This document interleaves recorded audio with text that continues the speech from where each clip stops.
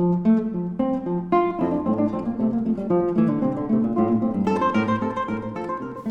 it's great to welcome you back as we are continuing and really getting pretty close to the end of our studies together in the New Testament book written by Machen, New Testament Greek. It's been a real joy to have you along. I hope you've felt good about the progress that you're making. And this time we're coming to chapter 32, the penultimate chapter, of course, of this wonderful little book by Machen. There's not much to say as a preliminary matter here. I think if you've looked over the chapter, you recognize that the main thing that happens here is simply we add a few more me verbs. We, of course, got didomi in the last chapter, and we're introduced in general to the way in which the me verbs are conjugated. And we're simply going to add a few more. These me verbs are not entirely regular, but I think you're going to see the pattern is pretty much predictable, and especially outside of the present system, there does tend to be a little bit more of a predictability about them. So I'm not going to take any more time here as a preliminary matter. Let's take a look at the vocabulary list, as is our custom. We'll take a look at some of the details of this chapter, and then we'll work through some of the exercises. And of course, once again, I'm going to leave it to you to finish up the rest of the exercises on your own.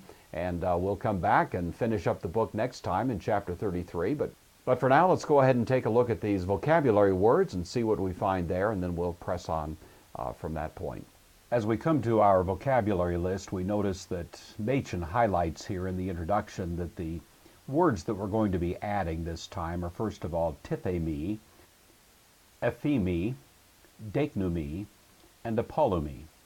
Those are all words that show up fairly frequently in the New Testament, but they are somewhat irregular, first of all, simply because they are me verbs, and secondly, each one of them has its own little idiosyncrasies. You're deep enough into your studies of Greek at this point to really appreciate that this can be an issue sometimes, so we'll just take these as they come. I think you'll find that they're not all that difficult, and once we've looked at this chapter, we should have a sense of how to master this.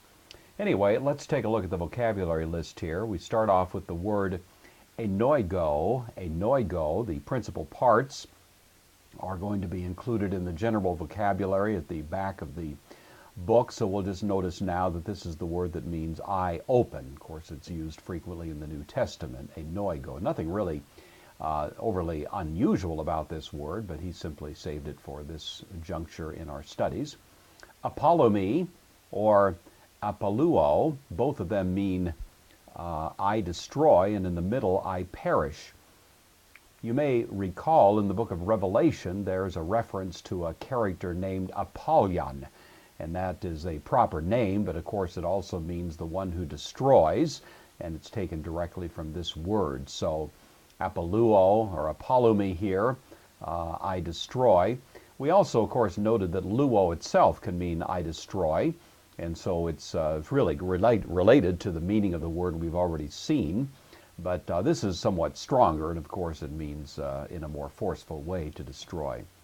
Arche, noun, feminine noun, means a beginning. You've probably noticed that the Gospel of John begins with the famous words in arche, ein ho logos. In the beginning was the word, and this is the word. We've already had archo, which means I rule, in the middle archemai as I begin, so this obviously is a related word now of the beginning. Ephemi, I let go, I permit, I leave, or most importantly, I forgive. It's used, of course, in the New Testament, as you can imagine, quite frequently. It is somewhat irregular, and Machen doesn't really give you a whole lot on the topic in this chapter, and we'll see this in a moment. But it's pretty easy to recognize when you see it in the New Testament, and generally you can figure out without too much difficulty what the particular grammatical construction of the word is. Deiknumi and deiknuo, I show. We actually have the word indicate, which is distantly related to this, so I indicate, or I show, or I somehow display something. That's the idea here. Deiknumi, it's a me verb, of course. Also over here, deiknuo is not a me verb, but the rest of the principal parts for either of these looks the same, so he includes both of them here. Heurisco, I find. Maybe you know the story of Archimedes, who was trying to figure out water displacement back in Syracuse way back when, and during the Punic Wars, of course, in the 2nd, 3rd century BC.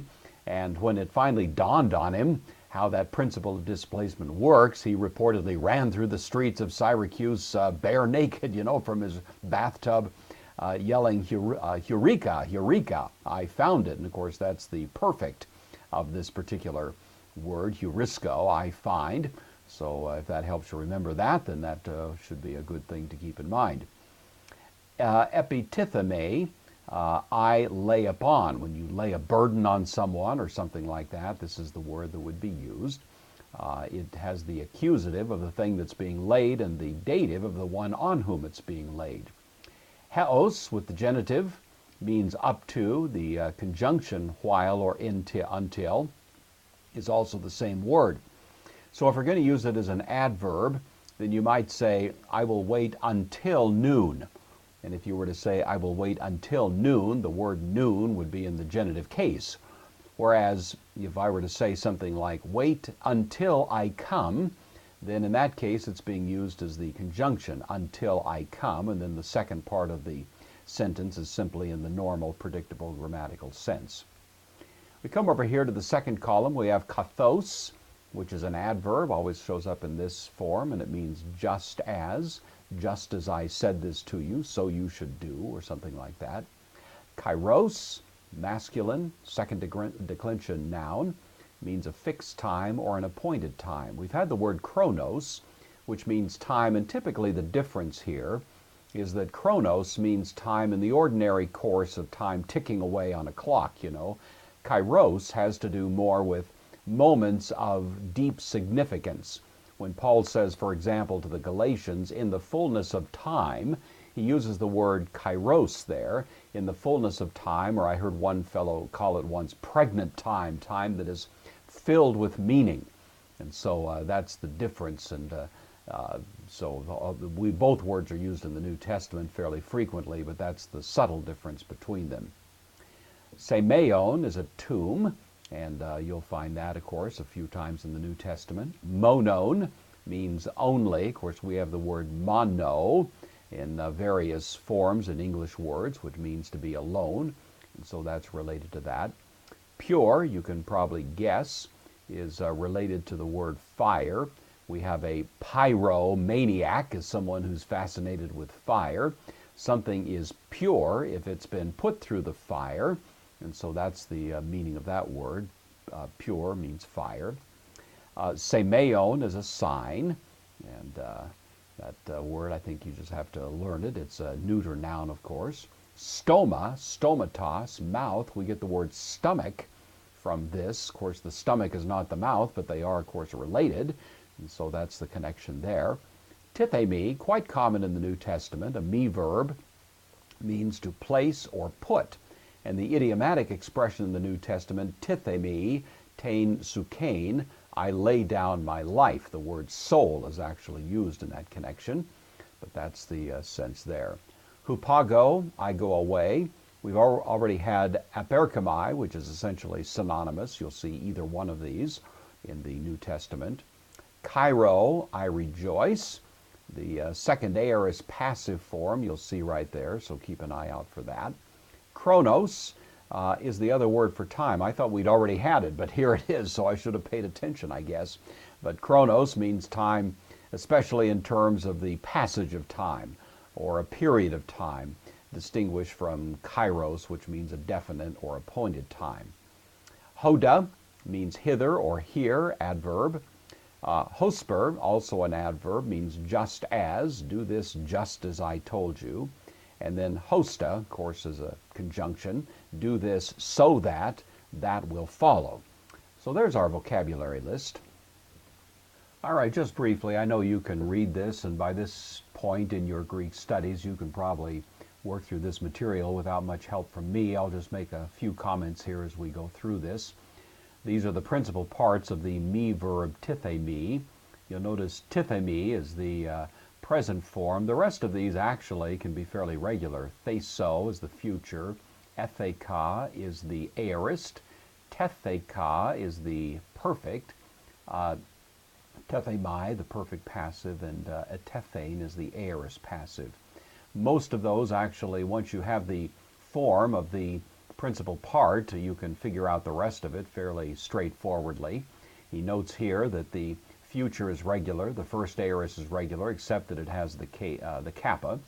The perfect active and the perfect middle and are regular, except the theta epsilon is lengthened to theta epsilon iota, as you can notice right here and right here.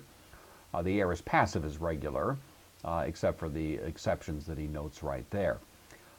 You are told here to learn the active voice of the present system. That's in the back of the book at 598, and I'm just going to leave it to you to handle that responsibility. You should know the drill pretty well by now. The treatment of the stem and of the endings in the present system is very much as in the case of didomi. The declension of the participle is like that of luthace, and so these are more or less things that you can figure out on your own at this point. We're also told to learn the active voice in the aorist system of tithemi. That's in the back of the book right there at 599. Didomi and tithemi have the first aorist active in the indicative, but they go to a second aorist active in the other moods. And so that accounts for some of the differences that you notice there as you're looking at the other principal parts. Machen notes that the present middle and aorist middle forms of tithemi can usually be recognized fairly easily as they occur in the New Testament. I'll leave you to read the rest of that paragraph. I mentioned to you earlier that the conjugation of aphemi is not provided in the book here, nor does Machen give you an awful lot of information on it. These exercises don't make heavy use of that, and for the most part you're going to find that you can figure out the form that's being implied there. But if you need to discover more detail on this, as Machen indicates, you can find the irregular forms of aphemi in lexicons or reference grammars that may be of use to you. I think as you're working through the New Testament, you're not going to find it's a huge problem dealing with this word, but it is somewhat complex, and Machen simply doesn't commit that much real estate in this book to a treatment of that topic. Finally, he deals with deknumi and apolumi. These two verbs have some me forms in the present system. They can be recognized by the fact that they have the personal ending directly on the present stem.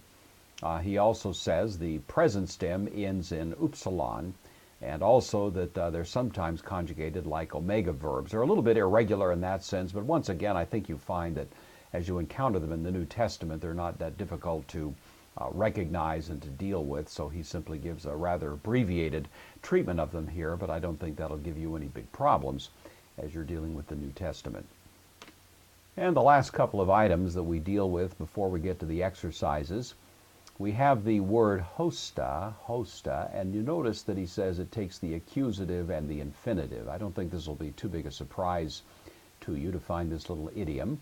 We have, for example, atheropusen, he healed, autus them, hosta, so that, ton oklon, the crowd, in the accusative, thamasai, marveled, or to marveled. It's idiomatic, but I think you can figure out readily enough. He healed them so that the crowd marveled, you see, and so that's the way to think about that. It doesn't always work that way, but typically that's pretty common in the New Testament. We also have this word haos with the subjunctive particle on there. So if you're going to use the word until, meaning wait until I come, then you're going to have the word I come in the subjunctive, and you'll add the little particle on. For example, down here in this exercise, or this example, we have menata. In the imperative, remain, haos on, until, with the little particle there for the subjunctive, until eltho I come. And that, of course, is in the subjunctive there. He also mentions a little idiomatic expression you'll run into. This is haos u, and notice he says haos is functioning as a preposition, and u is the genitive singular of the neuter relative pronoun. So idiomatically, it will render as eminen, he remained, haos u, until elthon I came. isn't really quite intuitive when you look at it, but if you get used to seeing that expression, it's not that difficult to recognize when it shows up. So looking at the first of the exercises here, let's just see what we have. Dia tuto, on account of this, me, accusative, me, ho pater, the father, agapa, it's present tense, contract verb of course. On account of this, the father loves me, hoti, because, ego, I, tithe me, simply the word in the present indicative, I lay, tain, sukein mu, the soul of me, idiomatically, I lay down my life. Hina, in order that, palen, again, labo, I might take, autain, it, or take it up again, it's implied here. Labo, of course, once again, is the aorist subjunctive. You recognize that. Udes, no one. Aaron, this is the aorist of iro. You can see this in the vocabulary at the back of the book. No one takes, autain, it, op, emu, from me. Remember that we have the emphatic after a preposition. No one takes it from me. Al, contracted, but I, tithe me, put or lay, autain, referring to the soul here, it, op, heautu, from my, or amautu, from myself. No one takes it from me, but I lay it down of myself, or of my own volition. Exousian, authority. Echo, I have. Thenai, this is the infinitive of tithe me, to lay, autain, it down. Kai, exousian, and authority, echo, I again have, to take it up. So that's the thought there. Tautain, tain, into lane, this commandment, elaban, I received, para to patros mu, from the father of me, or from my father. Moving on, we'll take a look at the second of these. Haute, demonstrative pronoun, this, esten, is, he, into lay, the commandment, he, eme, of me, this is my commandment, hina, in order that, or so that, or to the effect that, agapata, you should love, takes the subjunctive of course, to the effect that you love, elalus, one another, kathos, just as, agape sa, I have loved, the aorist, I have loved you. This is my commandment, that you love one another, just as I have loved you. Medzona, greater, tautes, than this, agapein, love, udes, no one, eke, has, hina, that, tis, someone, tain, sukein, the soul, autu, of him, he should lay down, that is going to be the subjunctive now, following from hina, of tithe me, that he should lay down, huper, on behalf of, the rest of it's on the next page, and you can see it in the book there, the friends of him, or his friends. And the third of these now, Allah, surprisingly not contracted, although we normally would find it contracted, but sometimes you'll see it in this form as well. Allah, elthon is actually simply the participle, you know, the masculine, singular, nominative, but having come, we have epithes here, which is the imperative aorist. So having come, lay, this is the second person singular, of course, so it's a command, lay, tain, kaira, the hands, takes the accusative, of course, lay the hands of you, su, ep, autain, upon her, kai, zesatai, future, she shall live, or she will live. So having come, and idiomatically we'd probably render this both of these in the imperative, but come and lay your hands upon her, and she shall live. Of course, an allusion to that New Testament account of Jesus laying his hands on the daughter of the synagogue ruler. All right, coming now to the composition exercises, we will, as we normally do the first three of these. So if you're looking at page 215, it reads, this commandment he laid upon them, that they should lay down their lives in behalf of their brothers. Notice that this commandment is going to be in the accusative because we're talking about something he laid on them. He is the subject. So this commandment he laid upon them. Remember that it's the accusative of the thing laid and the dative of the thing upon whom it is laid. So epitheken, this is the aorist of epitithemi. You can just get this, it's regular. Of course, once you get the stem, you're in good shape. So epitheken, he laid, tain, tautain into lane, this commandment, autois, on them, takes the dative, hina, in order that, tithosen, this is also from tithemi, and it's going to be the idiom, laying down their lives, so this is the subjunctive. I gave you both the present subjunctive and the aorist subjunctive, so you can take your pick. I think either one would probably be appropriate here. Probably more likely the present would make better sense in terms of the sense were you to find this in the New Testament, but either one grammatically is okay. In order that they should, third person plural, they should lay down tas sukas, the souls of them, or the lives of them, who per to adelphon auton, on behalf of their brothers. All right, coming to the second of these composition exercises, if you forgive those who persecute you, I also will forgive you. So if you forgive those who persecute you, I'm going to put this in the present indicative. We'll use a with the indicative here, second person plural. So if aphiata, this is the aphime word, which aphime, which is somewhat complex, but at least in the present it's more straightforward. If you forgive, tois diokusen, this is a present participle, dative plural, those who persecute who mass you, kai ego, I also, and then this is the future of aphimi, I will forgive, with the dative here, you. And the last one we'll do from the composition, when the men had found him who had done this thing, they left him and went away. So when the men had found, here's hoi andres, the men will use that form of it just for fun here. Having found, this is from heurisco. If you look in the vocabulary, you'll notice that the aorist is actually a second aorist, and so what we have here is heuron is the aorist form, and that's why we have the present participle ending here with the irregular accent. So heurontes, the men having found, ton poiesonta, the having done this thing. Of course, this you recognize, poieo, the contract verb, and this is the aorist participle, masculine, accusative, singular. So the men having found, the having done this thing. Aphekan, you could use lipo here, they left, or aphemi, you can use that one as well. I've used aphemi since it's a new word.